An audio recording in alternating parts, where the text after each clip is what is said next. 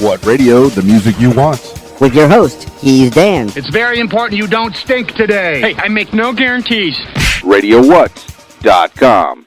What's up, party people? It's Keys Dan with RadioWhat.com, DJLittleRock.com, coming to you live and in living color from the Radio What Studios. And this is my podcast, What Makes You Famous. It's an extension of the RadioWhat.com internet radio station that I've been running for quite some time. And if you need DJ services, where do you go? Where do I send you every time?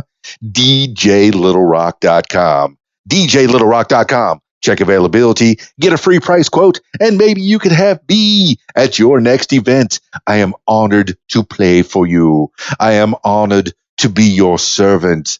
Ones and twos, the digital wheels of steel, 2 turntables and a microphone. Yeah, I get to play for the people. The honor is mine. Yes. Weddings and corporate events and birthday parties. There and Sweet 16s. Man, I haven't done a Sweet 16 in a couple months. Yeah, it's time to get a Sweet 16 out there. You know you're going to celebrate after we break out of the house and go out and do things. Remember doing things? Yeah, doing things. All right, today on the program, speaking of entertainment, speaking of songs and doing things, today on the program, Jennifer Mlott. Yes, I hope I'm pronouncing that properly. I will probably get it wrong throughout the podcast. Maybe not, but I'll probably have her pronounce her name. But I'm pretty sure that that's the way it's said. And you have that to look forward to in your ears in the next few minutes. This week's shows, this would be the part of the podcast where I put in what shows I'm doing this week.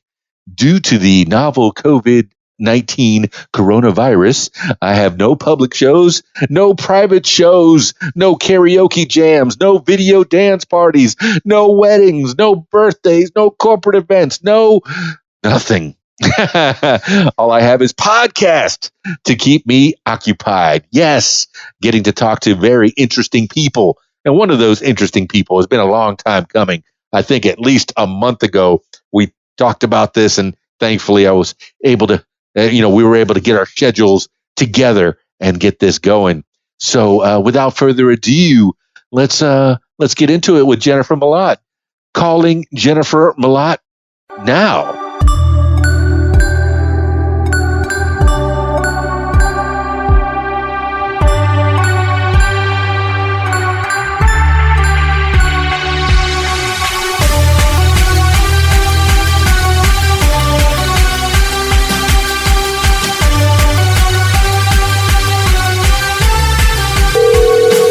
Hello.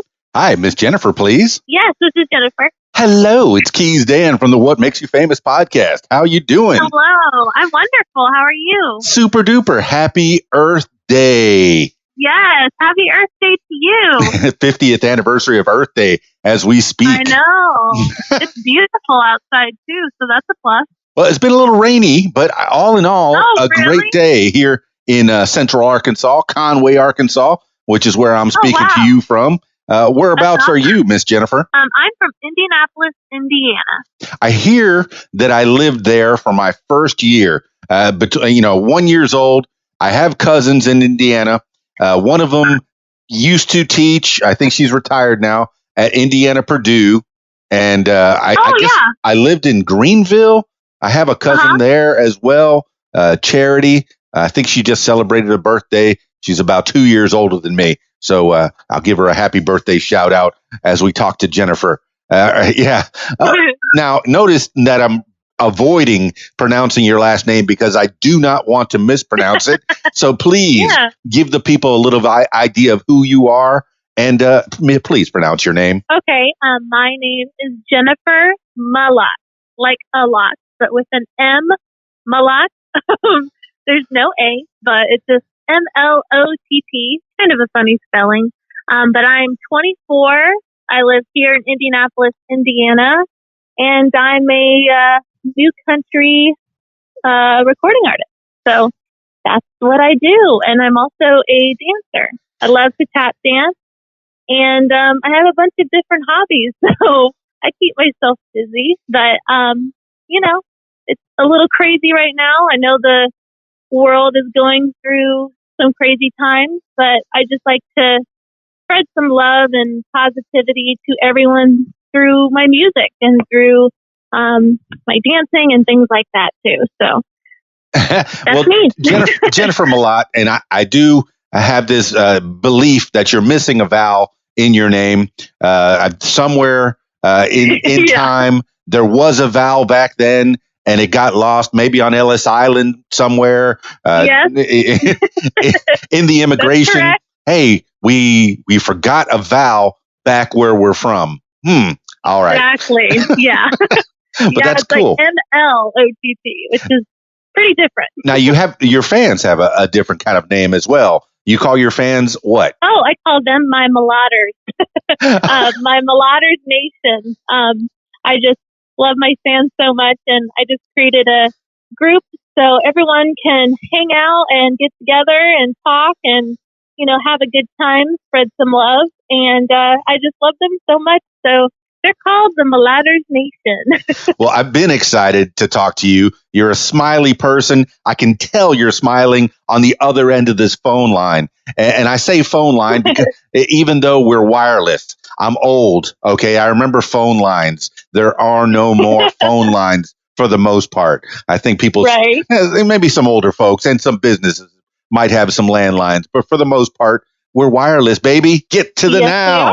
We are. So, all right, Yes. growing up in Indianapolis, I know that there's snow there. The seasons do change. I remember seeing pictures of myself as a baby in the snow. So I know I was there at some point, probably around 1970. I'm 51 years old. I'm celebrating that. I did have That's amazing. a little hesitation being in the music industry and in the entertainment business, the vanity of being, I don't want to tell people my age. I don't want to age out of certain things. But as soon as I turned 50, I celebrated it. No problem. That's great. Definitely. And music is timeless. So, And you celebrating your youth. You're 24 years old and just having a wonderful time. I say in your 20s, do whatever you want. I tell people to do that. But, you painted yourself as a country singer. I don't think you're a country singer. I think you're a singer because every song that I've heard from you, perusing your Spotify, perusing your YouTube page, you sing so many different styles. Your voice bends around every type of genre. In fact, there's a song out there. It sounds like a very uplifting song. The Can't Get Over You, that was pretty cool. That was, kind of what if I fell out of love? What if you left? I think it's about the dog that's in the video. I have this feeling that it's about that dog. It's a different. Yeah, we decided to do a different take on the music video, and I thought it would be kind of cool to have a surprise ending. So we decided that it was going to be about that. But typically, like the way that my friend Dave Lucid and we were collabing about was, it's all about love. So it could be about a bunch of different things. It's just how you interpret it. Absolutely. And like I said, it's not really a country song. It's a song. It's a good song. It's a beautiful song. It really showcases your sultry voice. You can do lounge singing if you want to. You could do country singing if you want to, but I don't want you to limit yourself. Now you do have a very uplifting song, the Different Drummer song I was listening to. Well, give the people, what is that about? Different Drummer is a song about expression. It's about a song, a way to help people understand that you are you and you are born the way you're supposed to be. And no matter what, just, walk to the beat of your own drum and be who you are. Don't try to be somebody else because there's only one you in the whole world, and there'll never be another. So I got that from the lyrics of Walk to the Beat of Your Own Drummer is basically the whole point of it. And what I decided to do was I wanted to incorporate another passion of mine, which is tap dancing. Yes. And I decided that I wanted to make that as a percussion instrument. So that was something really different for me. And that was kind of my way too of showing the world to how, I love dance and I love singing. So, it's a different, it's just like the way I express myself, if that makes sense. Jennifer Mlott, So, it's a great video. It does showcase your tap dancing. I have a 14-year-old daughter. She's been dancing more than 6 years, including tap dance. And I am going to show her that's this wonderful. video. And it showcases you. You're so happy. It's joyful. It just, man, it jumps out at me. And the sound, like I said, not country. And I guess it could be painted some way, another, one way or another. But I don't think that there's a limit on you. Don't paint yourself in a country box. I'm going to say that. I think that's the running theme. Right. I decided that I wanted to make it kind of an electric country feel and something that's never really, that I haven't heard before. And especially putting my tap in it too. Tap dancing isn't really in country, but I was like, you know what? I'm going to, throw some new things out there and show the world. So that's kind of what I decided. And I absolutely love modern country, new country, but I also do like to do pop and R&B and things like that. Yeah, Jennifer Mlott. It gives me a timeless type of classic. Something of the late 60s, early 70s. That's what I get taken back to when I listen to a few of the songs that you have. And I'm guessing that how many originals do you have? Because you have a lot of covers that are kind of sprinkled in there to give a little showcase of your talent, the things that you can do. This way, you don't get limited in one way or another. If a songwriter comes to you and says, hey, I think your voice would be good for this song, they can kind of get an idea of what your talents could be bent to. Now, do you write songs as well, or are you the songstress? I am actually writing my own original music as well. I like to do covers, but I like to do collaborations and originals that I have written myself. I'm actually working on a few different ones right now. And the way the world is right now, you can't really get into a recording studio, but I have tons of different originals planned. And I'm super, super excited. But, right now with everything going on, it's a little difficult to, get into the studio. But, it'll happen. It'll work out. But yes, I love to write. Well, for the people that are listening right now, they understand what's going on. But as we record this in April of 2020, for those of you listening far into the future, perhaps 10, 20, 50 years from now, if this is the only podcast, the only historical thing that you have to go by what's going on right now, we're in the middle of a pandemic. It's the novel COVID-19 coronavirus. It's got us all stuck indoors, and we're finding new ways for creative outlet. And so what have you been doing since you've been stuck inside these days? Well, I've been practicing a lot. I play guitar as well. So I'm just writing, playing guitar. I've actually been sewing a lot. I have a bunch of different little passions of mine. So I definitely keep myself busy, but mostly it's my music that keeps me going as well as my guitar playing. So I've just really been focusing on that, as well as, talking to people online. I love social media. So whenever I get to talk to my friends, my fans, my family, I think it's really, really important in times like these. And I really do enjoy being able to connect with people from all over the world. I have friends from Japan. I have friends from Canada, the UK. So it's a really, really nice thing to have, to be able to, speak to people from all over the world. I think that's really, really awesome. And it makes me feel really good.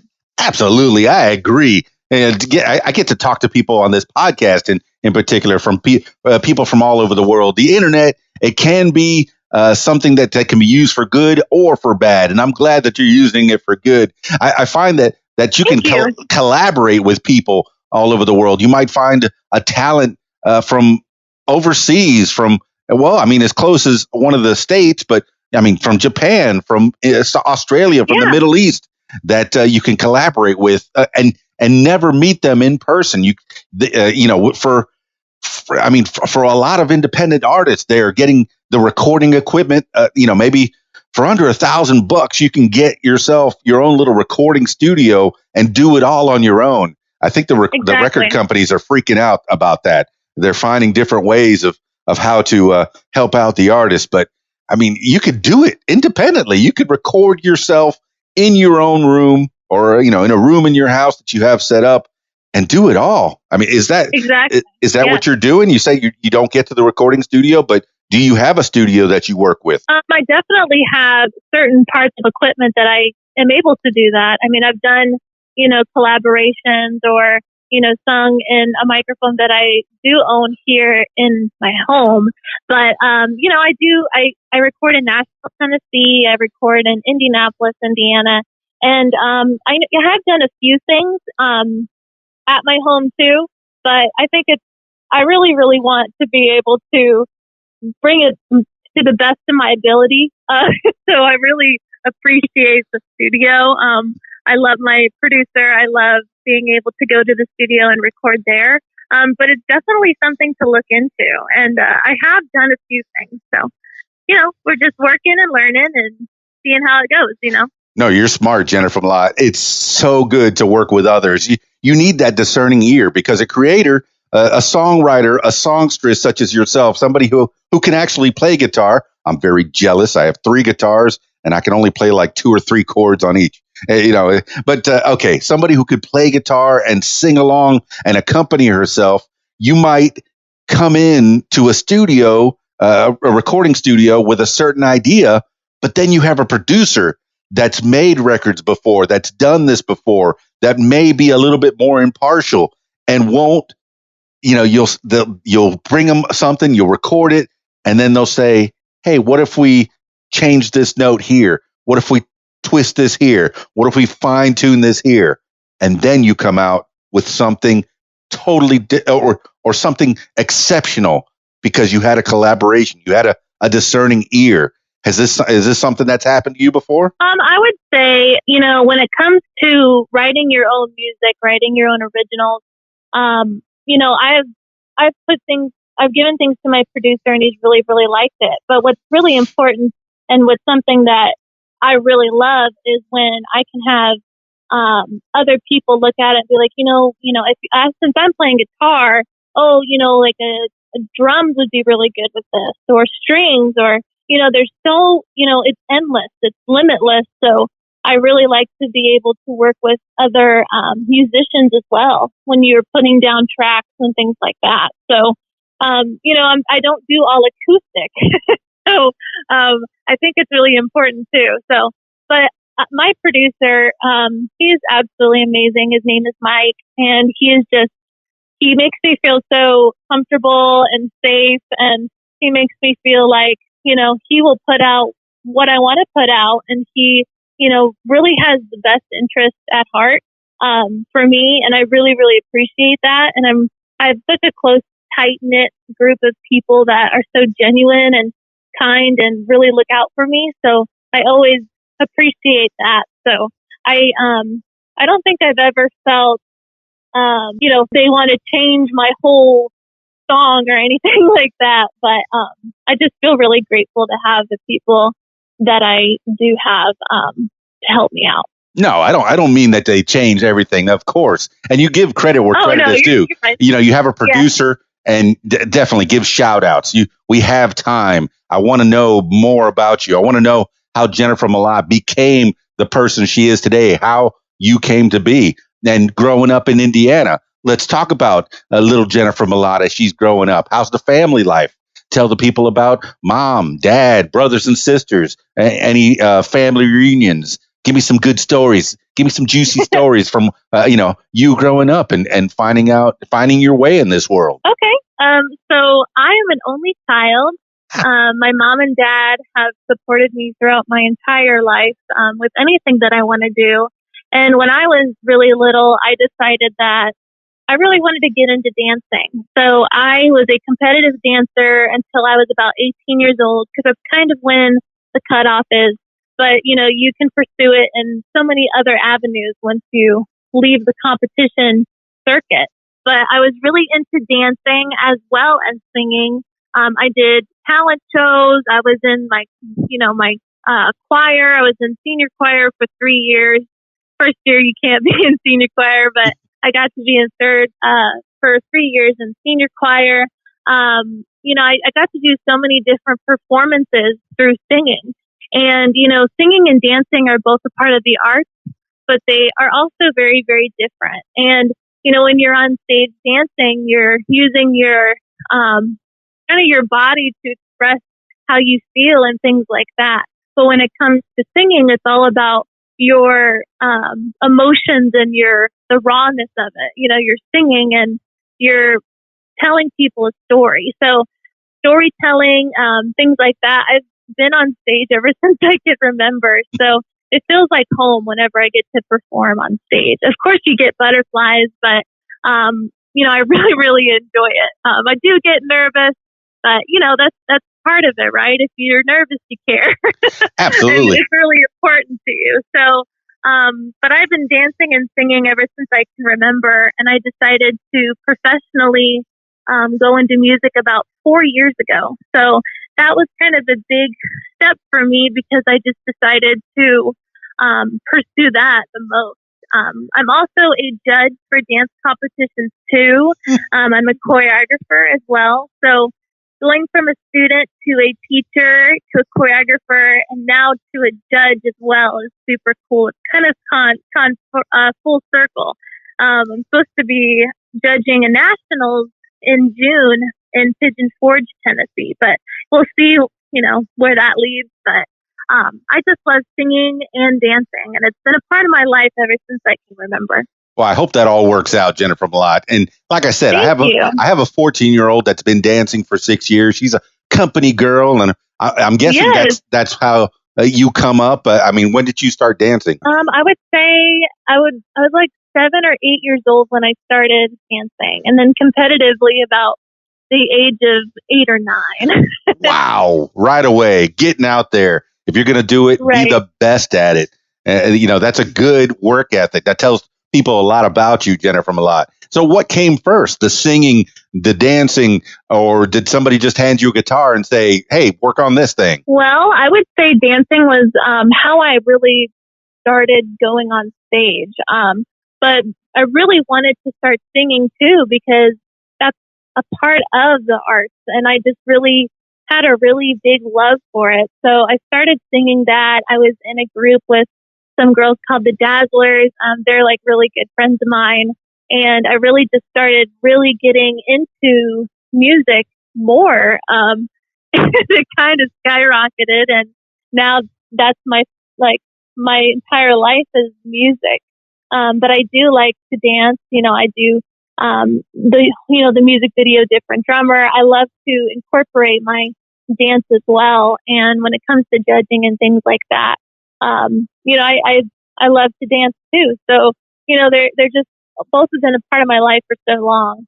Oh, I got to find some videos of the Dazzlers. Where are they at? Where do they live out there on the internet? You growing up in the digital age, there has to be some evidence of you out there with your first singing group, the Dazzlers. I would say you could probably find us on YouTube, but we were performing for a while, and then how life is, and sometimes people go different ways in their careers and things like that. So I wanted to keep on singing and things like that. So I really got into my music even more, and going to Nashville and things like that and recording. So, that became a big part of my life. Jennifer Mlott, don't you think I'm not looking? I see the Dazzlers dancing group. There's the Dazzlers, the Laredo AS8. Nope, not those Dazzlers. No. I'm looking. It's been a while. I will find the Dazzlers, and we'll find out where you started, because these are the first things, the memories, the first notes that you were singing in front of people. And yes, it just gets better and better with practice.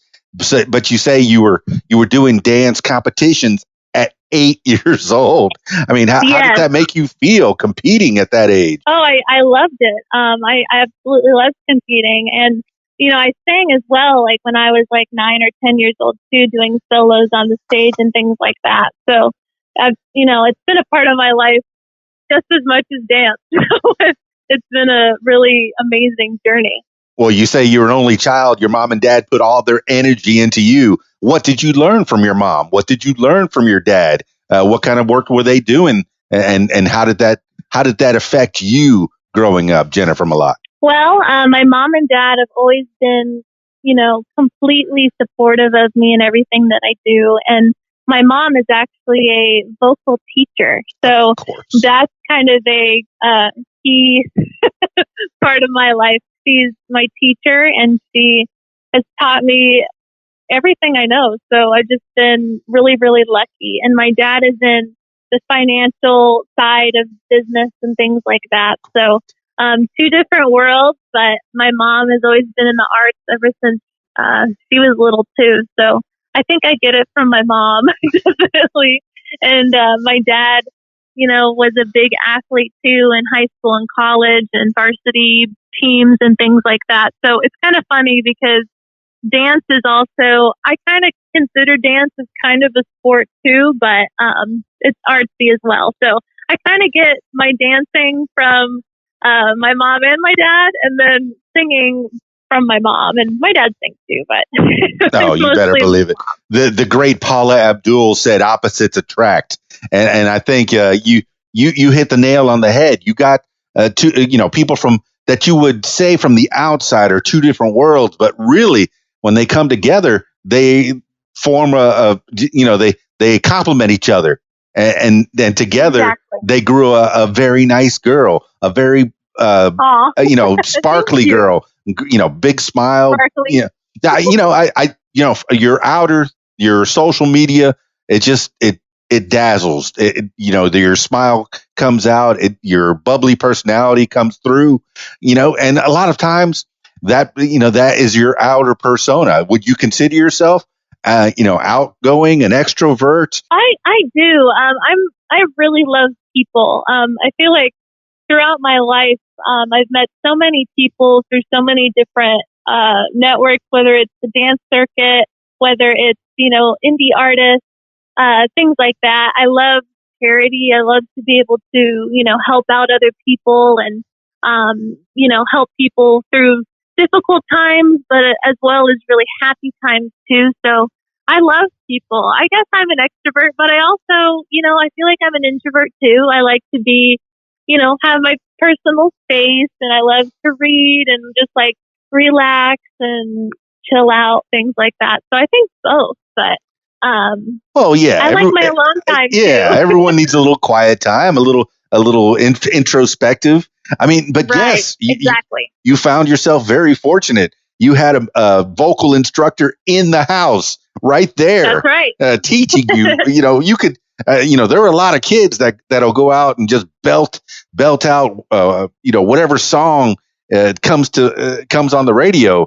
But you had someone that could actually turn your vocals into something that was usable. That's fantastic. I mean, what did she teach you growing up? It could be. Well, do you? Yeah. Go ahead. Sorry. No, it could have been good or bad, but it sounds like it was good. Go ahead and tell me. Do you remember Star Search? I remember Star Search. Well, my mom was on Star Search. You have to be kidding me. The one that I remember, Ed McMahon, he was the dude, Star Search. He was the oh my goodness, the American Top 40, the one who does American Idol, or did American Idol. Oh my goodness, why did that? It's okay. The guy who did the announcing on American Idol. I know you know him. Ryan Seacrest? Ryan Seacrest, that's right. Ed McMahon was the Ryan Seacrest. Maybe not quite not quite as good looking, but certainly he was the Ryan Seacrest of that show. And I remember Sawyer Brown came out of Star Search, and so many big artists came out of there. But Sawyer Brown's the one I remember the most, because they still have a place in my heart there, because they did win Star Search, and I play them as often as I can. But oh man, so yeah, he like was on Sam Harris, yes. Oh, Sam Harris. Yes. Hmm. Oh, Yes. and I mean, oh my goodness. My But mom, tell the story about your mama. my mom was up against Sam Harris. Oh, whoa. So Quite lofty. I mean, that's a hard one to after beat. 4 times, I believe. But But still, she got a lot of yes, FaceTime on TV and a of lot of course. exposure there. I mean, Yes, did it take her into a career of singing around Indiana at least or anything? definitely. She was Yes. also in the Philharmonic Orchestra for like 14 years. She plays viola and like piano and things like that. So she's been, with everywhere when it comes to music, and she's definitely the best mom in the world. So All I feel right. really lucky. All right. Get her the T-shirt and the coffee mug. Best Oh, mom in the world. I have. No, that's fantastic. And I fully believe that singing and entertainment and it's in the blood. At least one or both parents have to have a little bit of it in them for the most part. It seems like it's in the DNA. And then having your dad in the financial, that's going to keep you, out of trouble. Because, a lot of Right. singers and actors and people that go into the business, they start to sign with these agents and you got to have somebody on your side that's not going to rip you Right. off, so to speak.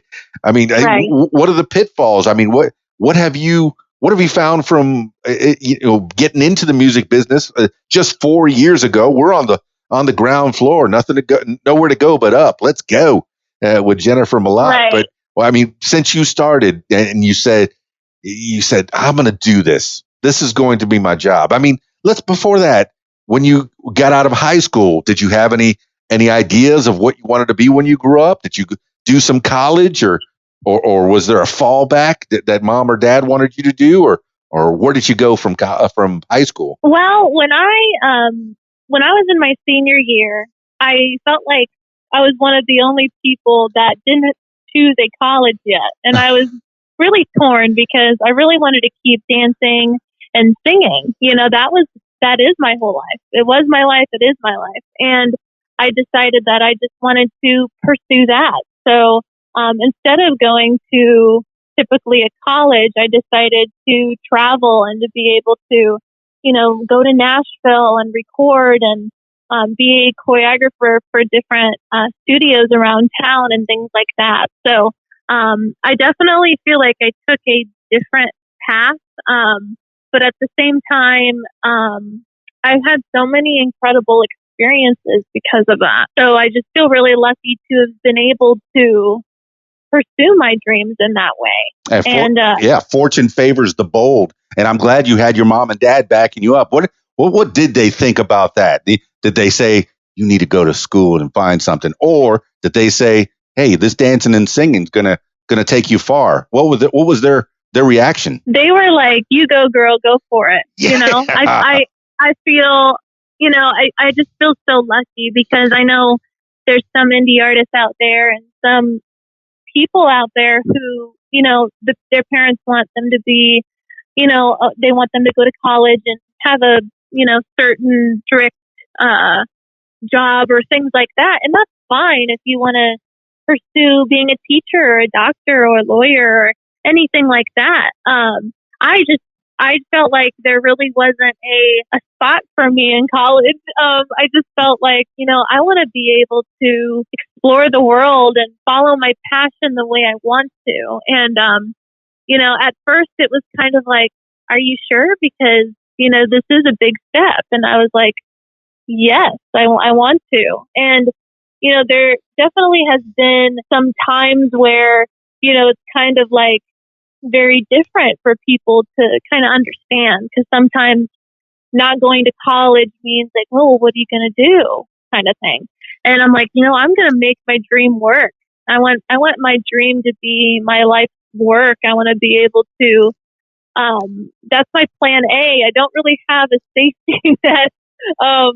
You get a lot of ridicule sometimes because you don't go to college or things like that, but college is always going to be there. If I want to become an English teacher or something like that, of course I will go to college. But for music and dance, it just didn't seem like a right fit for me. And, I just decided to just, take a leap of faith.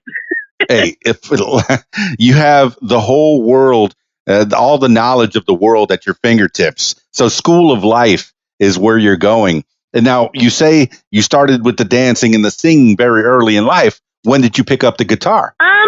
Pretty recently. I would say for about a year and a half, I've been playing guitar. Wow. What made you want to add that to your repertoire? I wanted to be able to really understand music even more than I do now. Playing an instrument compared to, singing a song, it's very different. And, I've obviously learned a lot of music theory through my choir, things like that throughout my life, and taking lessons from my mom. But when you really get down to it and you want to write a song, and you're kind of not struggling, but it's kind of like, wow, I really wish I could tell you what I want, tell you how I feel and how I want to portray this. I decided that I wanted to play guitar, and ever since then, my writing has taken off, and I feel like I'm able to express myself even more now, and understand music even more. So it was a really, really good choice for me, and I really enjoy it. Oh, these are good tips for people that are just starting off in the music industry and trying to make their way. Now, you had your mom that was playing viola and piano. Did she have you play any of that? Did you have any interest in playing those two instruments or any other instruments? Yes. So throughout my whole life and dancing and things like that, my schedules were insane. And I believe you. Overachiever might be the word. I'd be like, going to school and then going to practice, and then on the weekends be practicing too. I'd be dancing about 30 hours a week. So my mom definitely was like, maybe you should try piano. But I think I started a few different times, but, just dance and singing kind of, took priority. And I definitely want to be able to learn piano. I think that's a really amazing instrument. My mom plays piano, so why not learn from one of the greatest teachers around town? So around the world, I think my mom is just incredible, and I love her so much. So I think it'd be really cool to add another instrument too. You never know, right? Yeah, it's not bragging if it's true. You got a great teacher right there in your own home. Two of them, in fact. Your dad teaching you things as well. Now, but you having chorus and using your voice as an instrument, you do have sheet music, so you know how to read music being in chorus, correct? Correct, yeah. See, I never took chorus. I do karaoke shows, and I get to hear other people sing. And there's a few 80s songs that I'll attempt just because they're goofy. Video Killed the Radio Star and Word Up. And, yes, you whippersnapper, you may not know those songs, but you might. You might. You have a mom and dad that probably gave you a good musical education growing up. I mean, what kind of music was your dad into? And if you can remember what he was playing in the car. Oh wow, my dad, he plays guitar too. So okay, see, it's in the blood, both sides. It is. My dad, he's downstairs every night playing his guitar, whether it's like a song or just practicing or things like that. So my whole life, I've just been hearing guitar. I've heard piano. My mom teaches other students as well. So, listening to Broadway, pop, country, ballads, R&B, everything. It's been in my blood for a really long time. I mean, I remember driving down the road with my mom, listening to Up, the album by Shania Twain. You better believe it. The pop version or the country version? I think it was different colors, right? The red one is the green. I think was for the UK or something like that, and then the red was for America. Well, no, there was from what I remember, and I remember Shania Twain around this time. This is 90s Shania Twain. I think I met her at a at a Walmart in Florida City around that time, wow. around the turn of the century, the turn of the millennium. I remember she was quite petite, and she was wearing her normal half shirt jersey thing that she was wearing around that time. And yeah, I was working for the radio in that time, and but I think one of them was pop version and one of them was country version. Right. So right. yeah, it was just they're both incredible. Oh yeah, and so there's an artist that you can emulate that did not limit herself. She was a predecessor to. I mean, she had to have inspired the likes of Taylor Swift and others who haven't limited themselves. Or you got to do country. You're a country star. Nope. Yeah, I do what I want. I do what I like. I have a voice, and I'll put it to whatever music I like. And that's I know I said it in the beginning of this podcast, but I'm saying it again, Jennifer Mlott. Don't limit yourself. Nope. Don't do it. Well, thank you. I appreciate it. Now, I love all types of different genres of music. So now you got to tell me that mom and dad played together at some point. I would say yes. My dad is saying to when my mom has played piano, and they've played guitar together before. But we all love music. So I can imagine you at Christmas time, the singing Mlotts. You coming over at family gatherings, and the Mlotts are here. It's time to sing. This is just me projecting. You're funny. I mean, so was there anything like that, or were you singing together, or the three of you in the car, or were you the typical teenager growing up and not really caring what their music is and putting your headphones on, or going your own way? What was in your eye? What was in your? Wait, I guess you would have. It wouldn't have been a Walkman. Let's see. It had to be an iPod. I have CDs. I have iPods and CDs. I would say throughout my life, I remember NSYNC. I remember playing that in the car with my mom and dad, and we're all like singing "Bye Bye Bye" and things like that. So during our road trips and things like that, of course, we're gonna rock it out in the guitar or in the car, not the guitar. What am I saying? I could have seen you back in the back seat there in your kiddie chair, but you didn't have a guitar back then. Maybe an ukulele would have fit your fingers a little better. True. So, all right. So, tell me about the family trips. Where you say you broke out of high school and you wanted to travel a bit, but previous to that, you did some road trips with the fam. Anything interesting there? Any memories that you care to share? Wow. I feel like throughout my grade school years, middle school, high school years, obviously dance led me to travel a lot as well. And I would be going to nationals in Cape May, New Jersey, Myrtle Beach, South Carolina, Orlando, Florida, things like that. And one of the greatest memories I think I've had when it comes to dance was when I was I think I was 14 years old, and I was in Myrtle Beach, South Carolina for nationals. And I actually won nationals for a tap solo that I competed in. And that was one of the biggest goals that I've ever wanted to reach, and that I've reached when I was a kid. I dreamt of winning a nationals, and I actually did. And that's probably one of the biggest memories of accomplishment, or as a kid, I just really remember it, and it really is an important memory of mine. But whenever I get to travel for my music, going to Nashville, Tennessee, Pigeon Forge, I feel so lucky. I love, talking to people from all around the USA, coming all together and things like that for competitions or for performances. I just love it. I really appreciate it.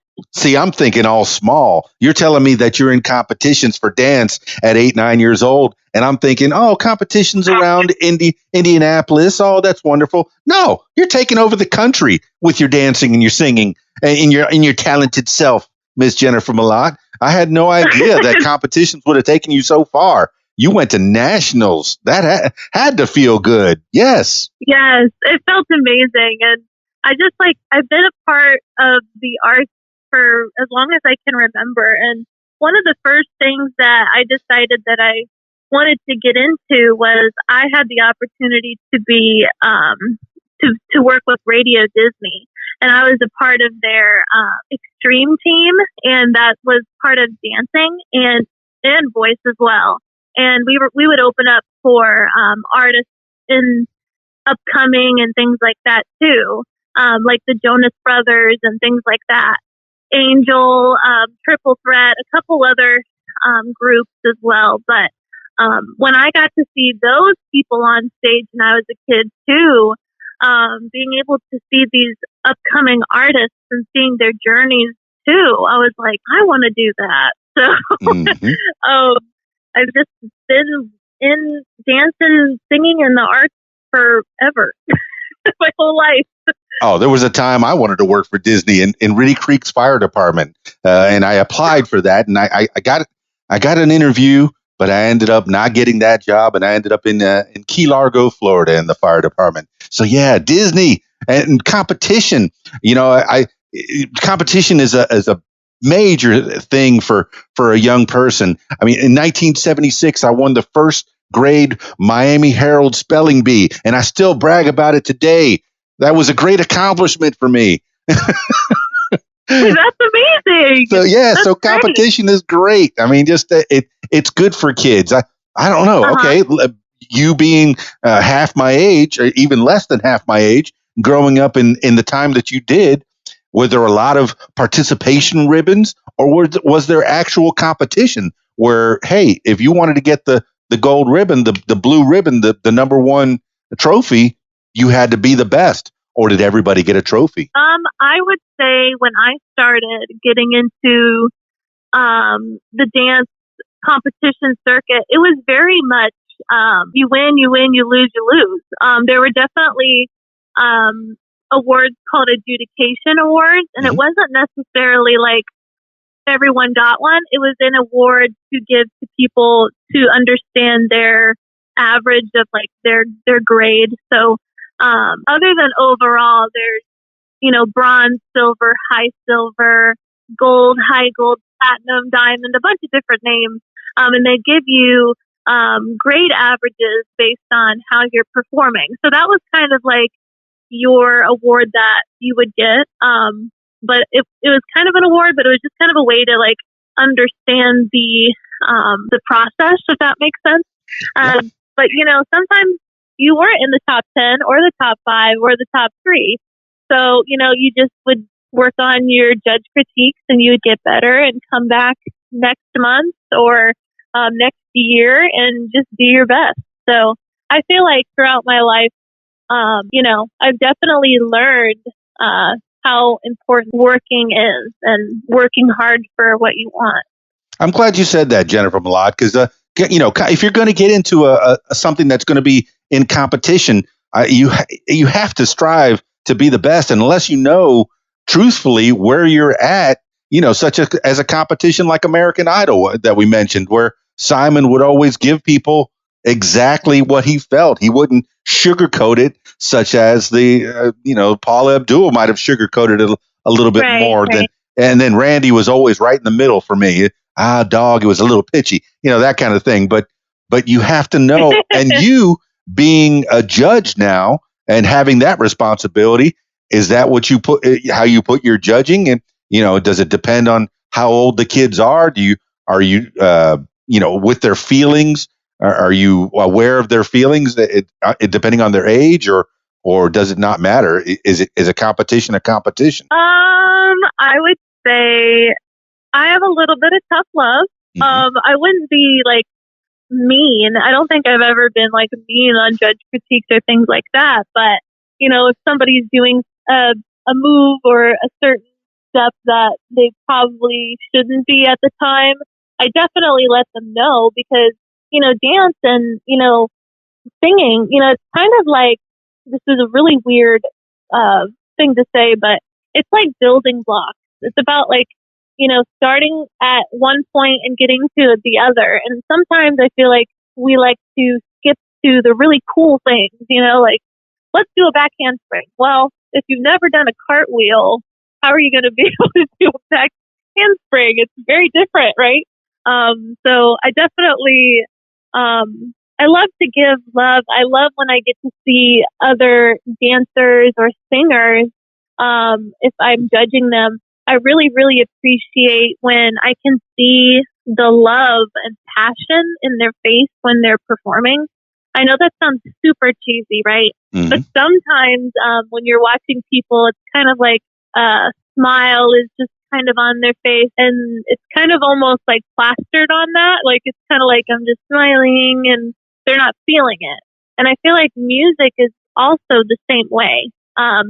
If you are on stage and you want to, portray a certain song and you want to help others feel a certain way, if you're just kind of like halfway into it, it's not going to be as effective. And you want to be able to tell the story.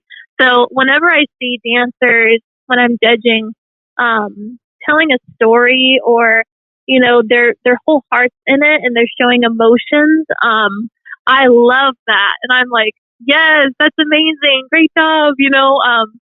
That's what I want to see, so. Yeah, Jennifer Mlott, you don't want to see the sad phases, but you have to remember all the work that you put into, the strive that you put in to get to the nationals. Wouldn't you want to put that on a little person's face or on someone who's competing?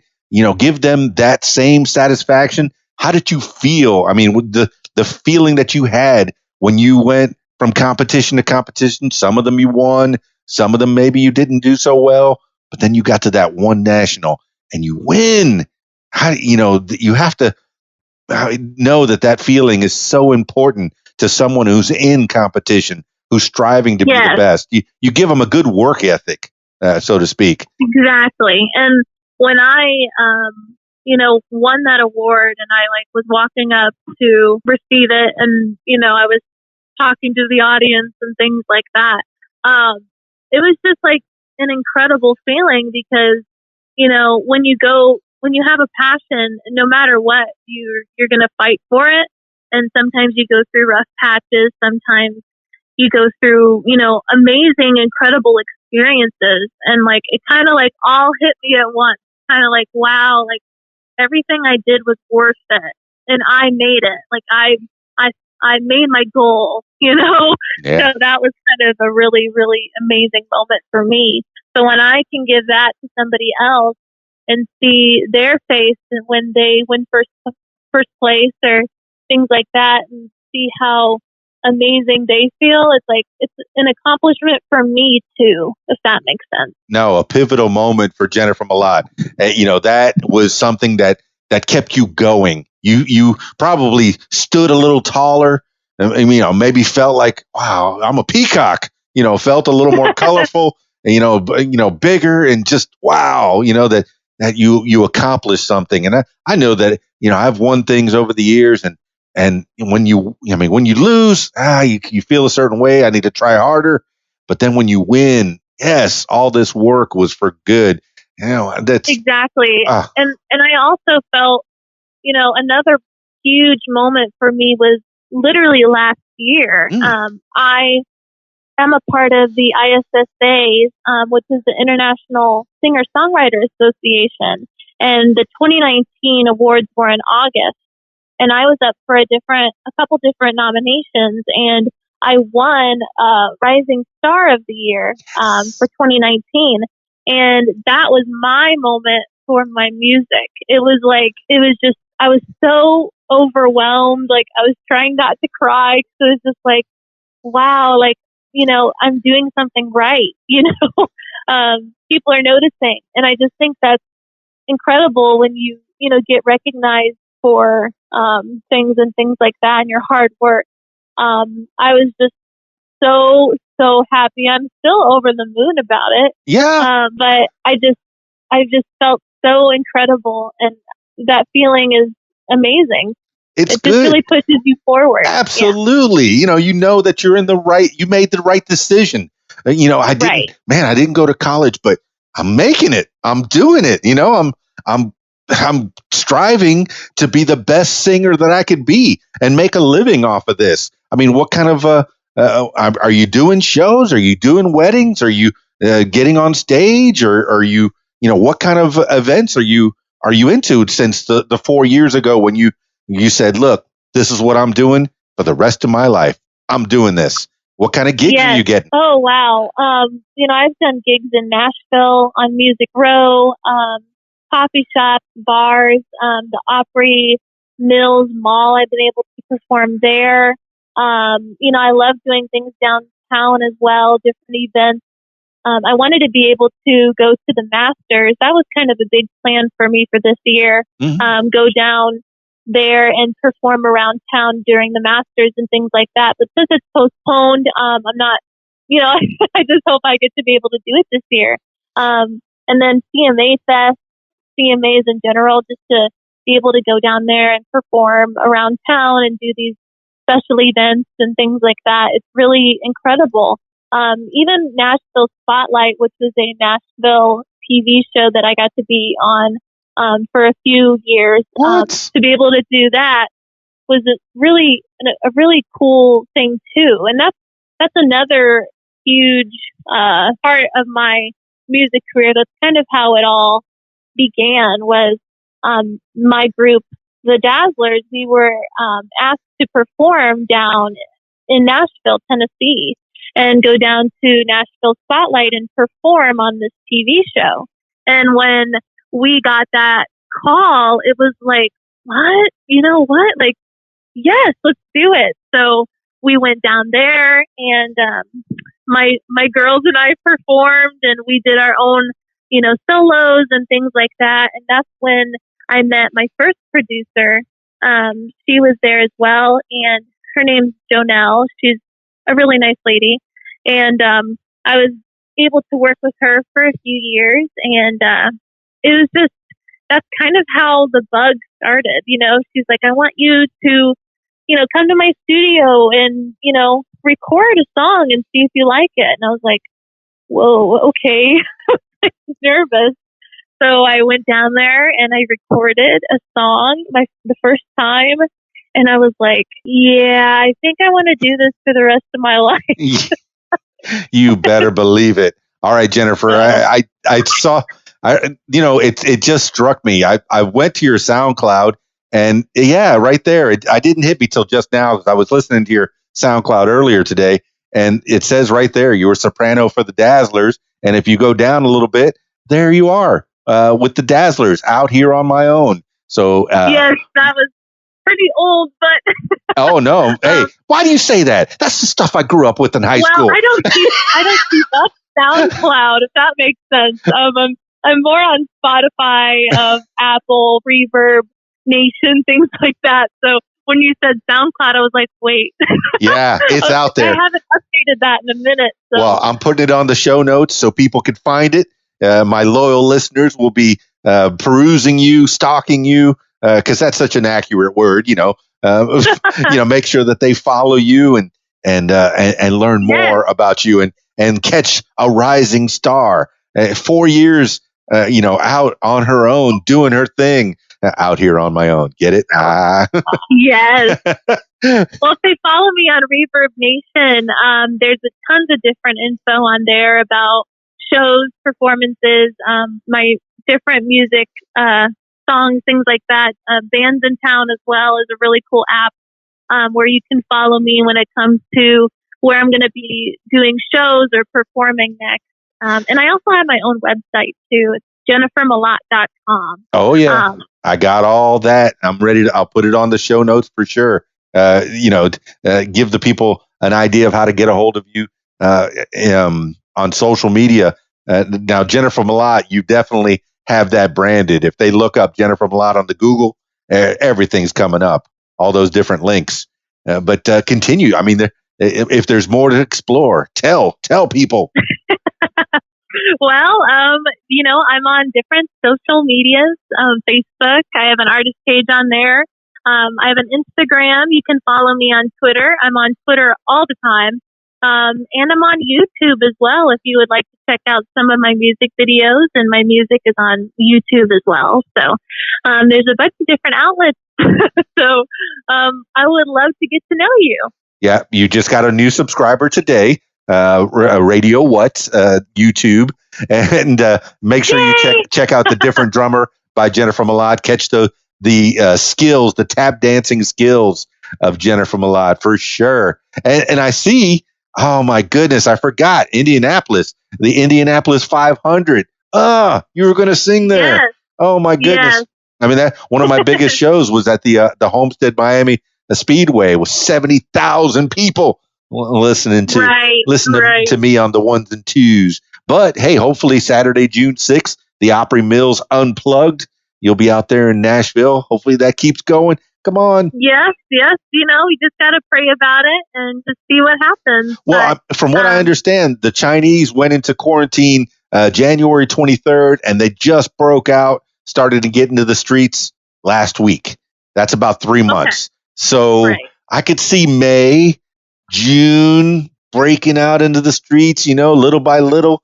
Yes, let's hope. Yeah, I don't think the virus is going to get me. I mean, I think my immune's strong enough. I am worried about some folks who may have had pre-existing problems, you know, older folks that their immune systems go down. You know, for me, if I do get it, it'll probably be a really bad cold, you know, and we'll get through this. But I do take precautions for the older folks. You know, I wouldn't want them to get the flu or even mega flu, corona, COVID-19. You know, but I mean, what's the view out there in Indianapolis in that area? How are you guys coping? It's not very good. We're one of the hot spots. I think we're in the top 25. I think we were for 14th place, I think, when it comes to numbers in the country of cases. The county that I live in is actually the worst county in Indiana right now. Yeah, this is where you don't want to be number one. You don't want to be the best. Right. You know, I hear about America bragging, hey, we've got the most corona cases. Yeah. No, you don't want to be the best. Not the best. Yeah. So we're just, you know, staying in, hanging tight, lying low. But, you know, I just want to still be able to do some of my music. Although I can't, you know, travel to Pigeons Forge or Nashville or go down to the Masters right now or even tour, you know, I'm still focusing and I'm still, you know, practicing my guitar and my vocals and, you know, keeping it going. So, yeah, a lot of the kids are out there doing live videos on their Facebooks and their Instagrams. And, you know, maybe you'll pick up the guitar and just kind of sing into the camera, you know, give yourself a little practice session and let the people see your face a little bit. Is that something you're doing? Yes. I've been on a few different Facebook Lives as well as Periscope. I have one of those too where you can do some live shows there too. I want to be able to do a stage it show hopefully soon. It's like a performance thing as well. So everyone I'll be the old fart who said, never heard of it. Yeah, I've heard of it, but I'm not getting into it. You stay on the Facebook, the Instagram, the YouTube, and the Twitter. Those are my 4. All right. Well, all right. You're, you know, keep yourself in the public eye. And as soon as we break out of this, you know, what's the first thing you're going to do? Oh, wow. I would like to go back to my studio to be able to record my originals. But the good part is, although, you know, you are kind of stuck inside and things like that, you have a lot of time to really perfect what you want to be able to do when you get in the studio. So that's kind of like the first thing that I really want to do. That and go to a really nice dinner somewhere. I think that would be really cool to be able to go back to like Cracker Barrel or like Olive Garden or things like that. Just to have a really nice meal with people around and like maybe hug a couple friends. I think that would be like pretty nice, but I don't know. Yeah, I think that's been my favorite meme. Places. Remember when we used to go to them? Yes. Remember when you would go get breadsticks at Olive Garden? Yes, places. I remember going to places. Yes, exactly. Well, all right. I think we got a little idea of who you are, Jennifer Mlott. And usually I finish these things off with last words for the people. Jennifer Mlott, you can talk about, something words to live by, something that you heard that kind of inspired you as you were growing up and getting into things, or just something that pops into your head right now. Jennifer Mlott, last words for the people. Okay. I just wanted to say, thank you so much for having me on the show, to be able to, talk to my fans and talk to my friends and family, and to express like my music career. I really appreciate that. And, to be able to help us indie artists have a platform, it's incredible. So I wanted to say thank you to you, as well as my family. Thank you for supporting me and my fans, my Mlotters, Mlotters Nation. Thank you so much for everything. And, of course, God, without God, I feel really lucky to, have him in my life. So, I'm really excited for what the future holds. I know that everything's been kind of postponed, but I just hope everyone's nice to each other, spreading love and positivity, and we'll all get through this. But I can't wait to get back to life again, to the real world.